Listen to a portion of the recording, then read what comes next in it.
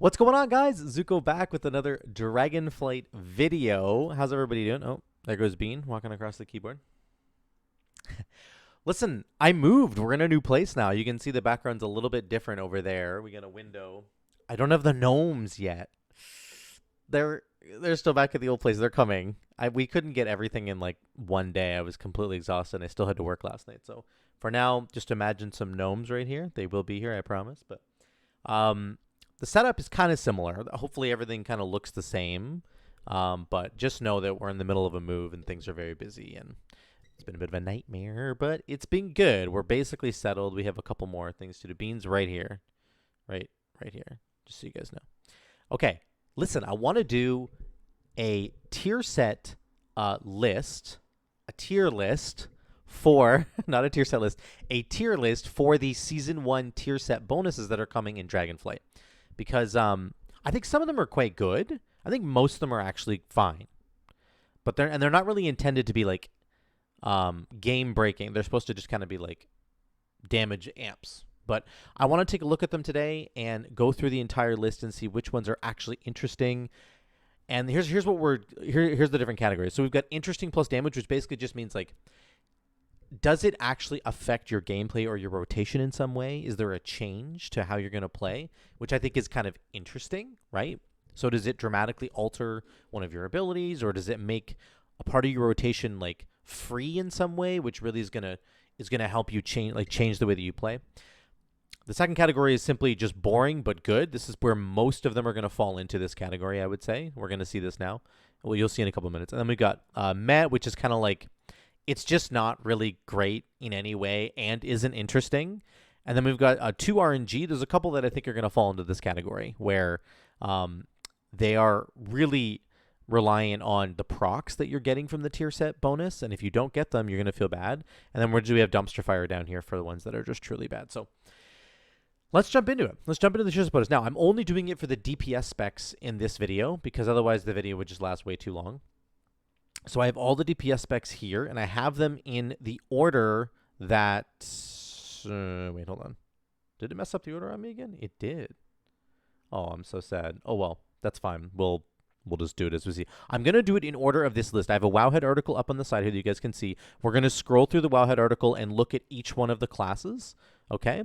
And then I'm going to talk about what the tier set bonus does, why it's good or bad, and then we're going to kind of go from there, okay? Okay, so let's start with Death Knight. We've got Frost DK. Boom, right here. These guys over here.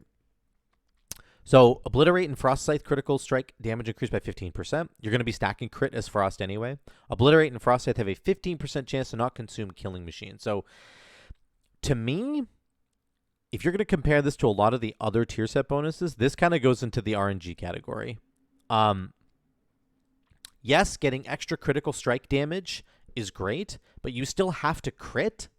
You have to land a crit in order to even get any bonus at all. So the 2-set bonus literally does nothing if you don't crit. And then second, Obliterate and Frost Scythe have another chance to not consume Killing Machine, and that's a powerful effect. If it doesn't consume Killing Machine, it's a powerful effect. But how often is that? It's only happening 15% of the time. So comparing this to like, let me just show you really quickly Windwalker. Fist of Fury increases the damage dealt by your next 2 Rising Sun kicks or Spinning Crane kicks by 30%. Immediately, you get 30% more damage on your next 2 abilities. Fist of Fury now instead enhances your next 3 abilities, so you get actually 3 charges. And then when you use these other abilities, they buff Fist of Fury damage. So, like, Fist of Fury damage basically can go up by about 15% if you do it properly. And then those other abilities are going up by 30%. Compare that to this, where it's like, you have to land a crit to get the 2-set bonus, and then you just have a chance to not consume Killing Machine. So I just think it goes in the RNG category. It's almost sort of near Dumpster Fire, but we're going to keep it right here. Let's look at Unholy DK. Bursting a Festering Wound grants your Ghoul Vile Infusion, increasing their damage and attack speed by 10%. This is actually quite significant because when you get Super Timmy and he's slapping all enemies at the same time. When you turn him into a monstrosity, he cleaves everybody. And so now he has 10% more attack speed, and he's doing 10% more damage to everybody that he's cleaving, which is very, very cool. And also, I'm not sure if the Unholy like chain link between you and your pet is based off of your pet damage or not. I'm not actually sure about that, but bottom line is this is sort of deceptively good, I think. Your primary ghoul's attacks have a 15% chance to increase your damage and haste by 10% for 8 seconds. This chance is increased during Violent Fusion. So I actually think this is quite good. I don't think it necessarily changes your gameplay style in any way, shape, or form. It's just a passive buff to your ghoul, but it's going to give you 10% haste. That is very, very good early in an expansion. In Season 1, when we don't have a whole lot of stats on our gear yet, like we just don't have a lot of secondary stats, getting 10% haste is very strong. So I think it's a little bit boring, but it's very good. Let's go to Havoc. Havoc Demon Hunter. Chaos Strike and Blade Dance, chance to critically strike increased by 5%, and their critical strike damage is increased by 10%. Chaos Strike and Blade Dance have a 20% chance to increase the damage you deal by 8% for 6 seconds. Critical strikes increase this chance. So I'm going to put this at... I got to find it first. Where'd you go? There you are. I'm going to probably put it at meh. It's almost 2 RNG. Oh my gosh, sorry, that's somebody just subbed there.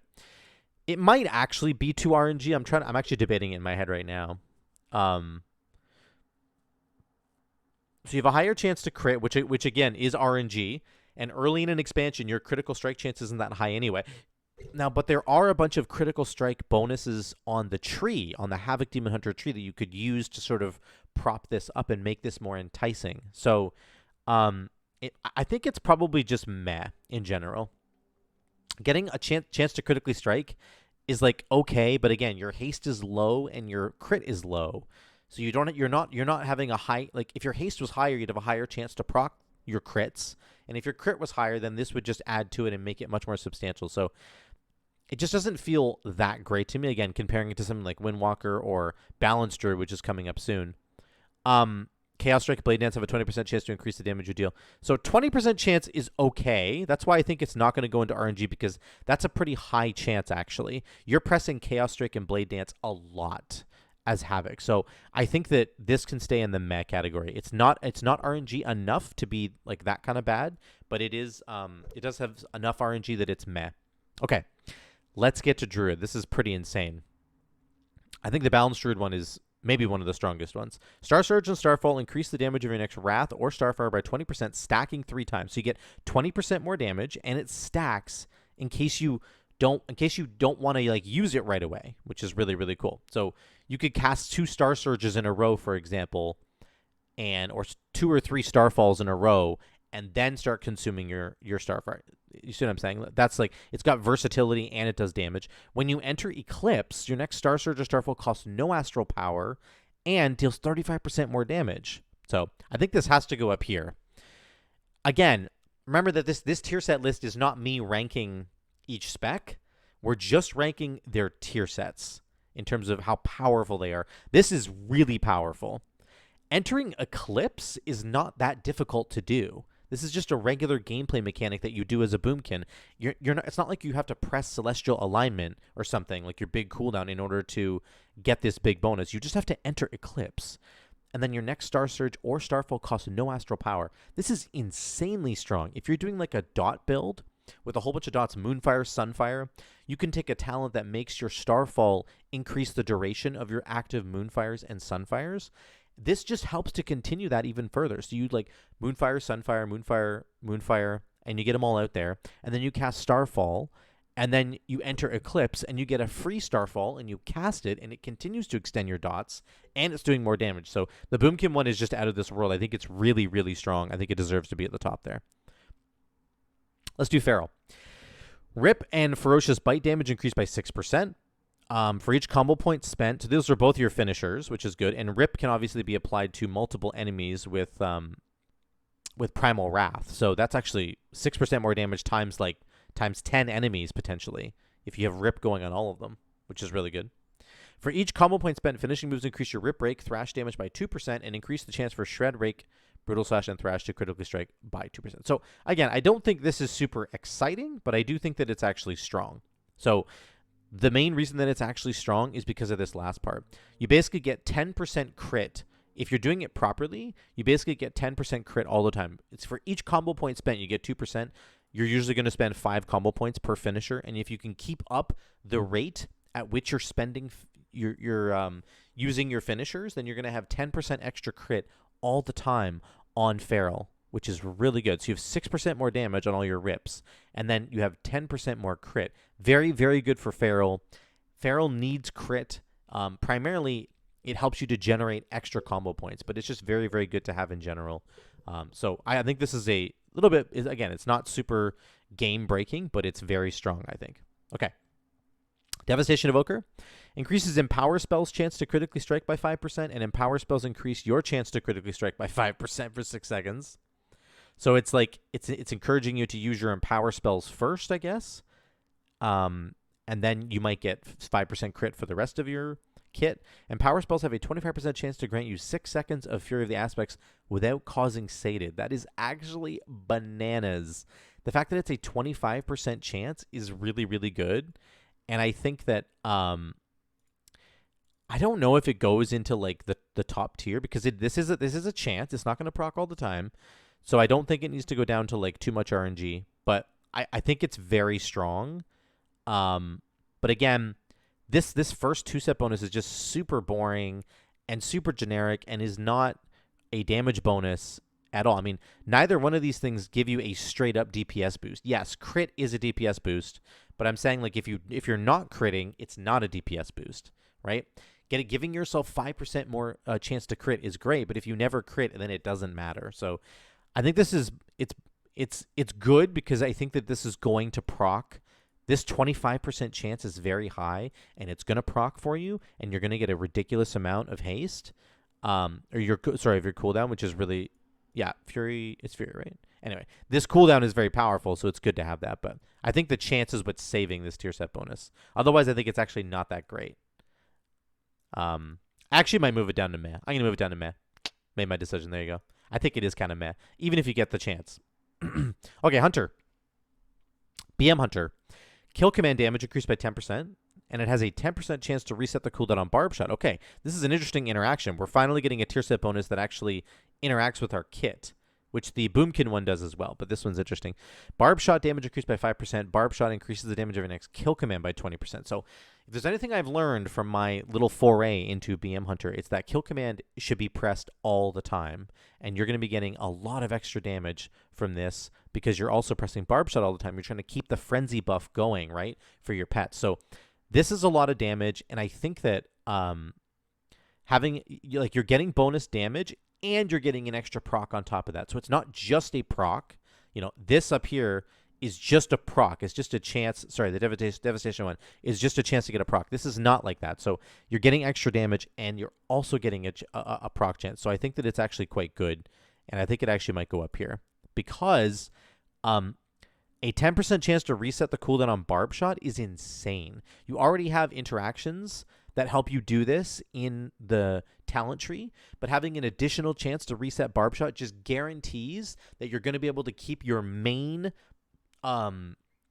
basically your maintenance buff that you have to keep up all the time. If you let the frenzy fall off from Barb Shot, you're screwed, man. You basically just do so much less damage. So giving another insurance to help keep the Barb Shot buff going is really, really good. And then the actual damage that you're going to be getting out of this is crazy because of Beast Cleave and Kill Cleave, right? Our kill commands now are cleaving as well. So getting 20% more damage on kill command also means that the Kill Cleave is going to do 20% more damage in Mythic Plus.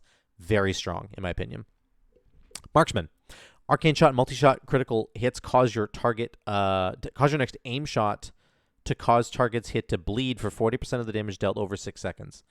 So when you press Arcane Shot and Multi-Shot, if they crit, they will cause your next aim shot to cause target's hit to bleed. So if you multi-shot, then you're obviously going to have your aim shot ricocheting, and it's going to bleed everybody. Ranged auto attacks have a 15% chance to give your next Arcane Shot or Multi-Shot 100% chance to get. So this is a guaranteed thing, right?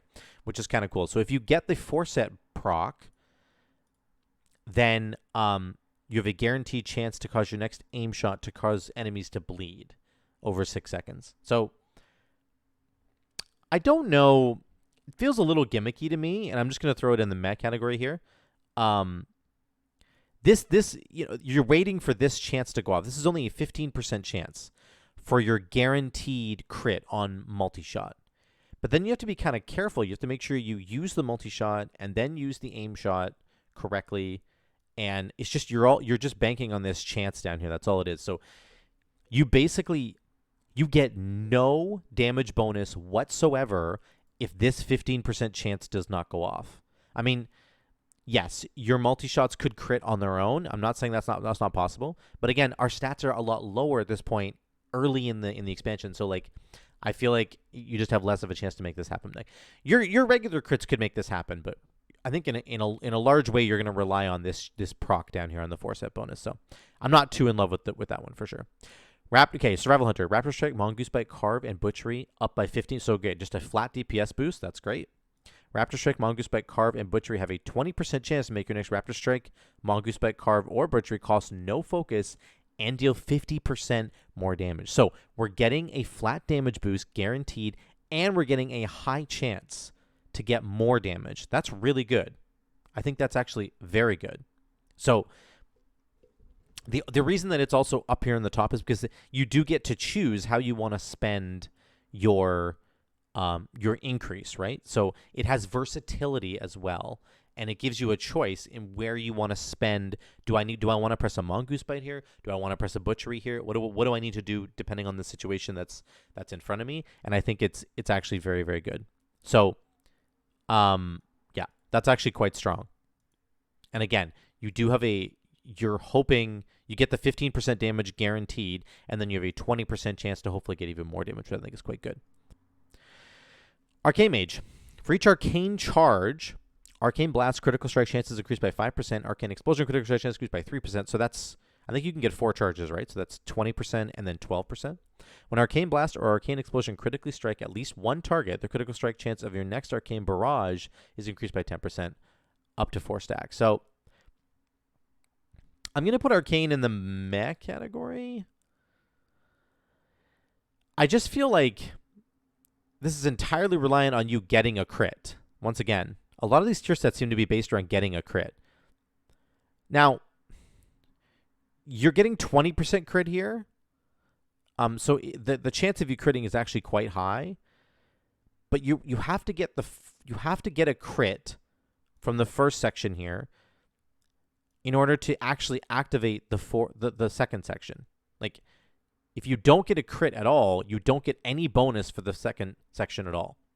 So to me, that's just kind of like makes it a little bit frustrating. Now, obviously, you're gonna have crit on your gear, and I don't know how much crit an Arcane Mage wants, but this could be like a lot of damage. I just don't think that it's guaranteed to give you a consistent amount of damage. So because it's so RNG, I'm pulling it down from boring but good to meh. That would be my reasoning there. Fire Mage. Pyroblast and Flame Strikes cast with Hot Streak deal 10%. Okay, so we're getting 10% more damage. Just boom, straight out of the gates. With Hot Streak, of course. Fire Blast, Phoenix Flames, and Fireball deal 10% increased damage. Okay, so more damage. And their chance to critically strike is increased by 10%. This is insane. This is really, really good. This is really, really good because you're just getting 10% flat crit on Phoenix Flames and Fireball, which is your primary crit generators, your primary hot streak generators, right? I don't know why they put Fire Blast in here. We all know that Fire Blast is guaranteed to crit, so I think it's just a typo, or they did talk about it in a post somewhere, but anyway, the point is I'm not really sure what's going on with that. But 10% extra crit is insane for Fire Mage. You gain additional crit from, like, I think gear or all sources. It might just be gear. But the point is, you're already going to have a lot of crit, and all you want is crit on Fire Mage, because if you get a crit, you get a hot streak, and then your hot streak gets you towards Pyroblast, being instant cast, and then boom, you're doing tons of damage. So I think this is very strong. It also gives you 2 damage components. You get 10% more damage on Pyroblast and Flame Strikes with hot streak, and you get 10% more damage on your regular abilities. Like, everything does more damage, so it's very, very good. Frost Mage. Ice Lance and Frozen Orb damage increased by 10%. Consuming Fingers of Frost increases Blizzard's damage by 25% and Frostbolt damage by 50%. That's insane. So this is just very good, I think. It's not super interesting. I guess actually Fire Mage isn't either. There's nothing really interesting about that. I'll put that down there. Um, let's put very good here. We're changing everything. Boring, but very good. I like that better. So this is not interesting at all. It's just your regular rotation that you're going to be doing, but you do way more damage. Consuming Fingers of Frost is like, that's where your Ice Lance is guaranteed to act as if the target is frozen, right? So that's pretty cool. You do get to choose if you want to use Blizzard or Frostbolt, which might make this a little bit more interesting, but in reality, it's not like the Boomkin one. It feels less like the Boomkin one, but this is actually quite strong. This is actually very, very strong. I'm going to put it up here. You do get to choose which ability you want to use. So there's versatility there. Okay, let's go to Windwalker. Fists of Fury increases the damage dealt by your next 2 Rising Sun kicks or Spinning Crane kicks by 30%. So there you go, 30% more damage. After you use Fist of Fury, of course. Fist of Fury now instead enhances 3. So you get 3 abilities that do 30% more damage. And enhanced kicks increase the damage of your next Fist of Fury by 5%. So this is not interesting, but it's very good. It's very good. It might be the most damage of any of the tier sets, I think. It's close. It's pretty close. Very, very good for Windwalker. Let's look at Ret Paladin. Judgment, Blade of Justice, Wake of Ashes damage up by 15%. Fantastic. 15% more damage. Templar's Verdict, Final Verdict, Divine Storm damage increased by 10%. So this is like the definition of boring but good. Like literally nothing's happening here. It just basically said all your abilities do more damage. That's it. So very, very boring but very good. Shadow Priest. Mind Blast increases the damage of your next Devouring Plague or Mind Sear. Those are your spenders, your big spenders, by 12%, stacking 3 times. So 12, 24, 36% more damage if you get a couple extra Mind Blasts in there. Devouring Plague and Mind Sear increase your haste by 4% for 8 seconds. So this is actually very good. You only get 4% haste, and it doesn't say that it stacks here. I'm assuming it does stack, but I don't really know if it does. For example, like lots of times if you're using like a Devouring Plague build and you're not really pressing Mind Sear as much, you can or if you're just having single target and you don't want to use Mind Sear on single target, obviously, like you can Devouring Plague back to back, and then you can sometimes generate a ridiculous amount of insanity very quickly, and you could get another Devouring Plague out. So I don't know if this is just going to continuously stack. It doesn't really say anything about that, but the damage seems okay, but it's not super great. I'm going to put it at meh. If this is only one bonus of 4% haste, like if you're only getting the 4% haste once, it's not that great, and this damage bonus is certainly not as big as we've seen on some of the other specs. Okay, let's look at Rogue. Yeah, Assassination Rogue. Envenom also increases your weapon's poisons damage by 10%. When your weapon's poisons deal damage, you have a 50% chance to gain septic wounds, increasing your bleed damage by 10%. 2% times 5. Interesting. So you just get 10% more poison damage, 10% more bleed damage. To me, this honestly kind of feels meh to me. Like I understand that Assassination is all about bleed damage and poison damage, but only getting 10% more damage to both of those things and having to stack this up, like, how quickly does this even stack? Are the mobs already dead by the time you're getting your bleeds to a 10% more damage threshold? Like, you see what I'm saying? Like, the mobs might already be they might have 20% health left by the time this gets all the way stacked up.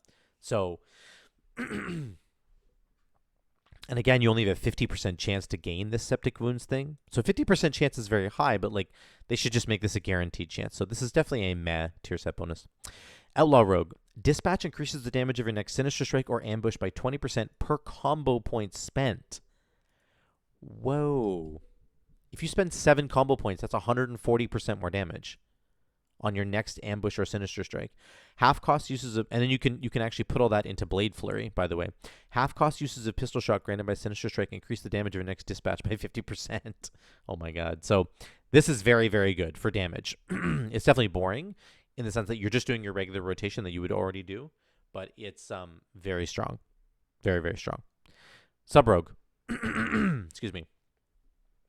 Eviscerate and Black Powder increases the damage and critical strike chance of your next Backstab, Shadow Strike, Shuriken Storm by 2% per combo point spent. So you can get up to like 12%, I think, maybe 14% more damage and crit. It's your next backstab. So you only get one. But if you go like Shuriken Storm, Black Powder, like Shuriken Storm on a bunch of enemies, it gives you all your combo points. Shuriken Storm, Black Powder, Shuriken Storm, Black Powder. Those Shuriken Storms will have more damage and more crit, which is fine. Backstab, Shadow Strike, and Shuriken Storm critical strikes increase the damage of Eviscerate and Rupture by 15%, and the damage of Black Powder. So, okay. I think that this is actually quite easy to pull off. All you need is for these things to crit. So again, you are relying on crit, but I think that it's actually quite easy to pull off. But I don't think the damage is that great, if I'm going to be honest. It's only like 10 to 14% more damage. I think it's kind of in the meh category. That's where I'm going to put it. Ellie Shaman. Lightning Bolt, Chain Lightning, Lava Burst increase the damage of your next Earthshock and Earthquake by 5%, stacking 5 times. I did test this. I've done a lot of testing on this. Overloads do proc the 2-set bonus. So like if you cast Stormkeeper and then you hit Chain Lightning, you will immediately get 5 stacks of this buff for your Earthquake. And then you press that Chain Lightning, right? It gives you a bunch of Maelstrom. You press Earthquake, it's 25% stronger. You press that Chain Lightning, that second Chain Lightning again from Stormkeeper, it Giga Overloads and gives you another buff, another 25% stack on your next Earthquake, and your next Earthquake is 25% stronger. So this 2-set bonus alone is like more damage than this entire 4-set bonus from Subtlety, in my opinion. Like on an AoE encounter. But like that's how synergistic it is with the kit. And then casting Earthshock or Earthquake, and it also includes Ellie Blast, by the way. Don't be worried about the wording there. Increases your mastery by 8%. Again, mastery increases the chance that your spells will overload, and overloads do trigger this 2-set bonus. So this is just a very, very good tier set for sure. I think that I want to put it up here, just because it's just exceptionally strong, and I just noticed that it has synergy with the actual talents that I get to pick. So if I take 2 charges of Stormkeeper, I'm really leaning into how good this is. And because it has that extra synergy with the kit, it's actually interesting. And it does giga damage. So it's really cool that they actually built a tier set that has some synergy with the kit like that, which is very cool. Enhancement Shaman. Storm Strike increases the damage of your next Fire, Frost, or Nature ability by 10% and causes it to generate 1 stack of Maelstrom Weapon. Consuming Maelstrom Weapon stacks increase your haste by 1% for each stack consumed for 4 seconds. This is bananas. It's so good. It's so good. And it goes into the interesting category because you get to choose which ability you want to do more damage and to generate one stack of Maelstrom. So you can press Storm Strike, and then if you're at max Maelstrom Weapon stacks, like 10, you press Ellie Blast. It does 10% more damage, and it then generates a stack of Maelstrom Weapon, getting you closer to casting your next spender, which is really, really cool, even though Ellie Blast itself is a spender. And because you consumed 10 stacks of Maelstrom Weapon, you get 10% haste for 4 seconds. This set is crazy good. 10% haste early in the expansion is bonkers. It's really, really good. So this is one of the best tier sets for sure. Okay, Warlock and Warrior, last 2.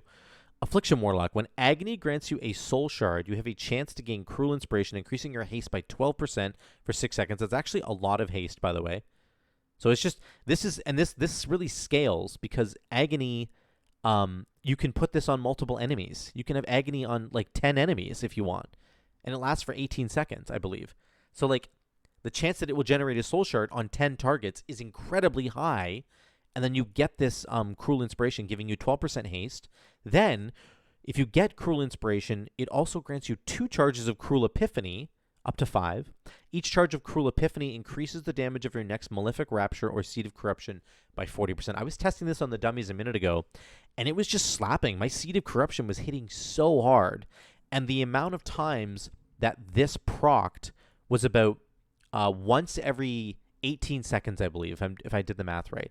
I did like a 2-3 minute fight or something, and it procced once every 18 seconds. So on average. That's what it's going to be proccing. So take that with a grain of salt. But basically, what you can expect is that every 18 seconds in a Mythic Plus dungeon, you're going to be getting 2 charges of Cruel Epiphany, and the Cruel Epiphany charges will increase the damage of your Malefic Rapture or Seed of Corruption, which is really, really good for AoE damage.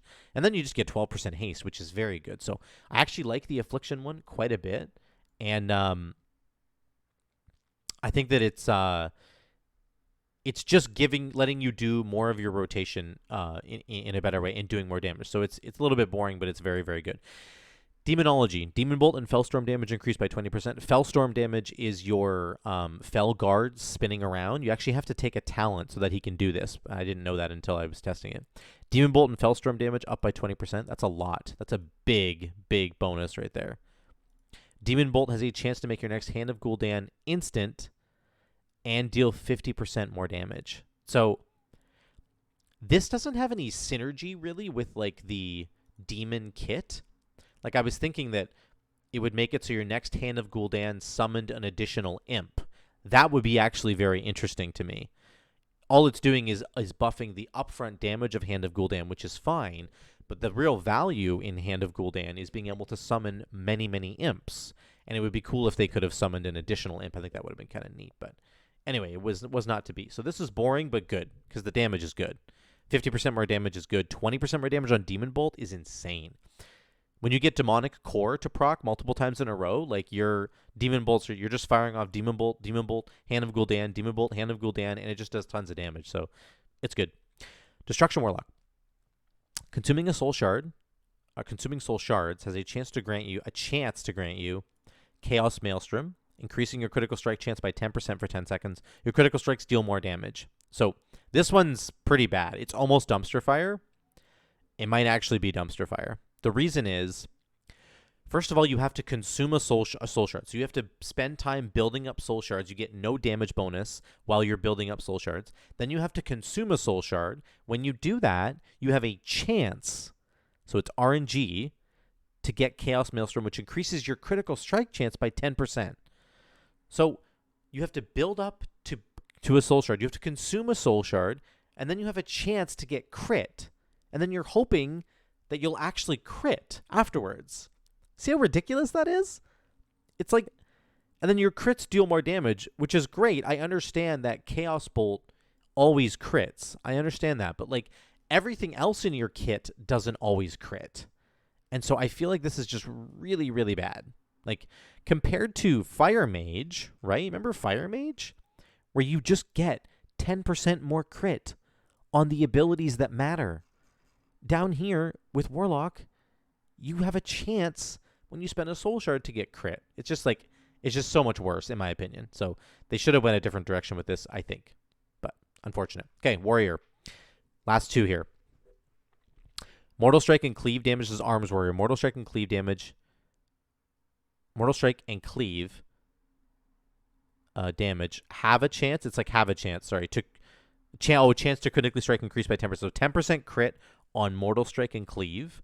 Mortal Strike, Cleave, and Execute critical strikes increase your damage and critical strike chance by 5% for 6 seconds. Wow.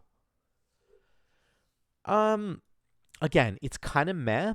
I do know, though, that there are multiple ways to get more crit in the Warrior class tree and in the Arms spec tree.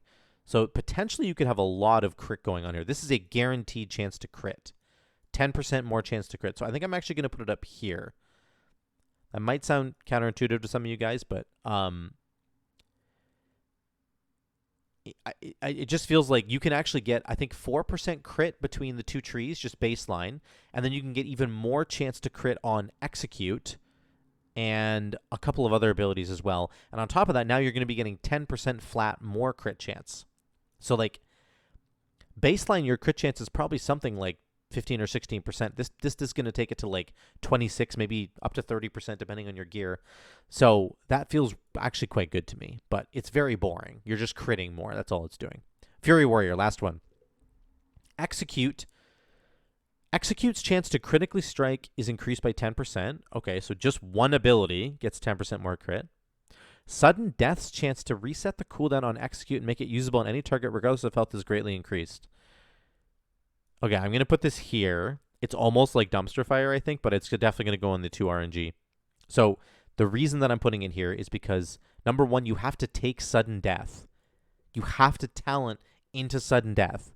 I'm not saying you might not want to anyway, but like this is the only tier set bonus that forces you to go pick a talent that you may not have wanted to choose. So that's kind of dumb, in my opinion. And then it's ambiguous here. The execute's chance to make it usable on any target regardless of health is greatly increased. What does that mean? I don't even know what the base chance of that is.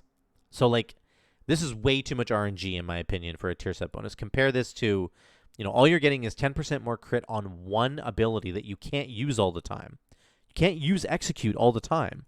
You can if you get sudden death, which is the whole point of this tier set, but it's just like very tunnel visioned on one thing. It forces you to take a talent, and we have no idea what greatly increased means. So there you go, guys. There's our list. That's our tier set list right there. That's all the tier set bonuses for Season 1 of Dragonflight. So this is kind of how it's shaping up.